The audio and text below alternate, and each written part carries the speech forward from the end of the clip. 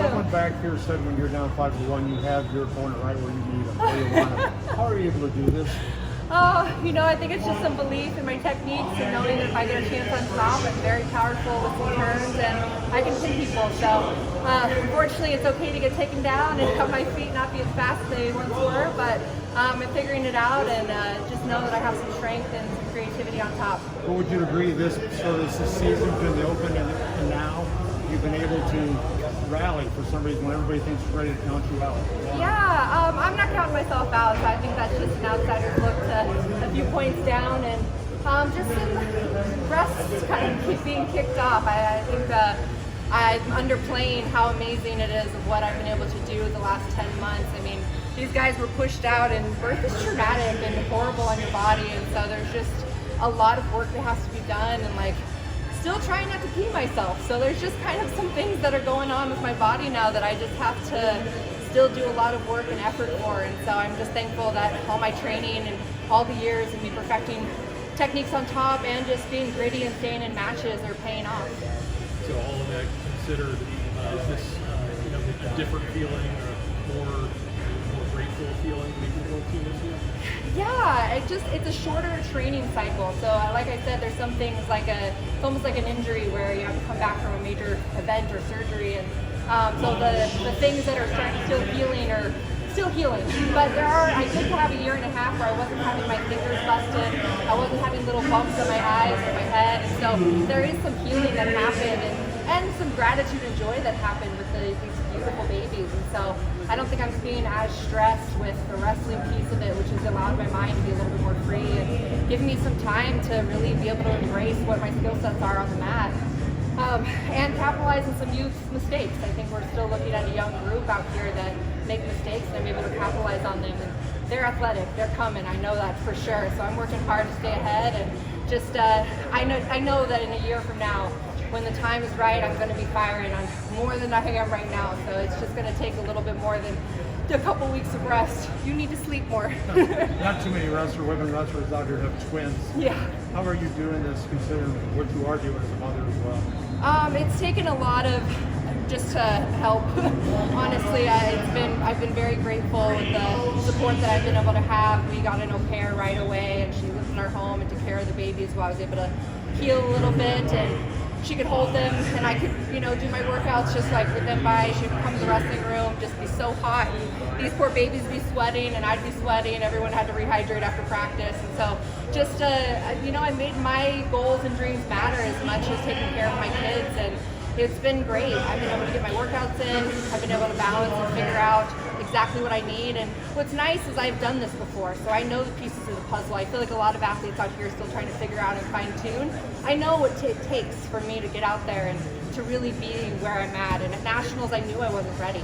And so I think that a lot of people were like, oh, it's not Adeline out there. And I knew that. I hadn't done a sprawl yet. I had just gotten cleared from a few things. I still was struggling with some just body stuff that I needed to heal from. And so I knew every month I was going to get better and better, and with the kids getting bigger, I'm not breastfeeding as often, and so we're down to just 4 or 5 times a day, which is 10 with twins. But yeah, I've got to figure out just how to balance all of that, and there's just some new challenges, and I'm embracing them, and you get these moments of pure joy where they're learning to walk, and they're, like they say mama the day of nationals, which you did. It seems important for you to have your little ones with you as you're doing this, to show us that type of thing. Someday this little one will be much older, understand. What do you think he or she, will understand when you tell your little ones?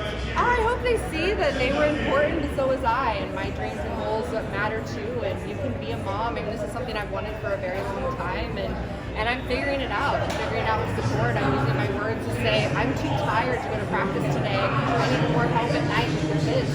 And I think we need more women to speak up and ask for that help and get that support. And so I think it's a good lesson for all of us just to see that we need to ask for what we need. And a lot of times people answer those calls. And you have to sometimes push to get what you need, but it's working. I'm very, very blessed. I have a supportive husband. I have my mom that lives close by. I mean, it would be so much harder without that support system, and so I do know that for sure, but it's also something that I'm able to ask for and get. Hashtag mom strength. Mom strength. We talked about it yesterday, right? Yeah, mom it looked like you brought it out a little bit today, right? And we talked about it yesterday. And Yeah, we have some leverage out there for sure. You know, like it's body type differences. I'm strong and I need to slow down the match a little bit. And Kennedy has speed and length, and so that speed and length capitalized on myself in the beginning of the match. But by the end of the match, I was able to kind of elongate those limbs and use it to my advantage. And I think that's just a greater understanding of wrestling in some of those positions and using my strength to get the pin. beat the streaks, right? Yes. Such a huge part of what you've done, and you've always performed at this event. And it always hasn't meant the same thing. It's been an exhibition.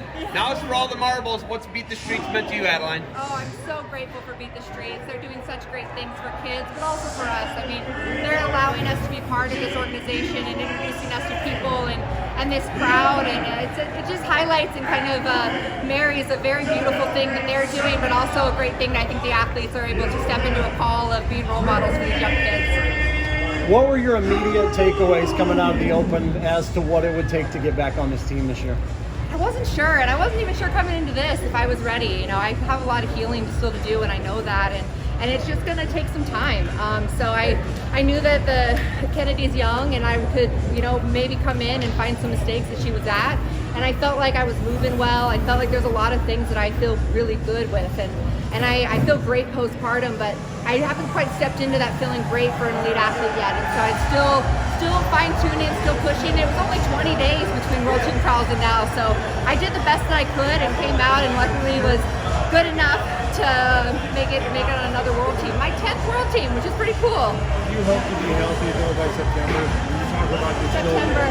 September's still a lofty goal, honestly. So I mean, I'm going to qualify the weight for sure. I mean, Team USA has a job to do out there, and we have 6 weight classes that need to get qualified, and that is a huge deal. It's so hard to go to the Flash Champs qualifiers and do other things. So we have a mission to qualify weight classes, and I think I'm going to be ready for that for sure. I think I'll be big and strong and ready to qualify those weights. But September still might be some more healing and some more strength. It takes time to really come into a full athletic piece. And I spent years just dedicating to this body and to this craft, and it might take more than just a couple months. You talked about the young kids coming up. We heard a lot about them, but Yeah. Sarah's back on the team. You're back on the team.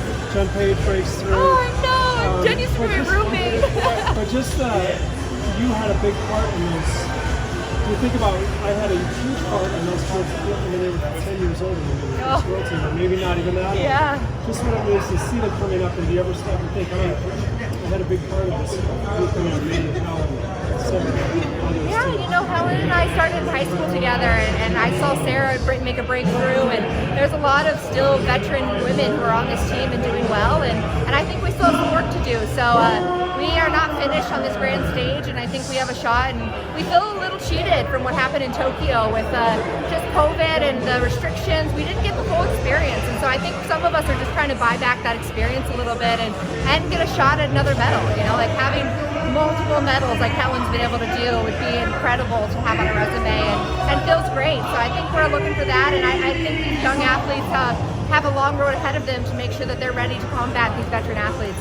How much do you love the sport too, as you've done to come back, open, team trials? How much do you love the sport? It's a hard sport. It's a hard one to love.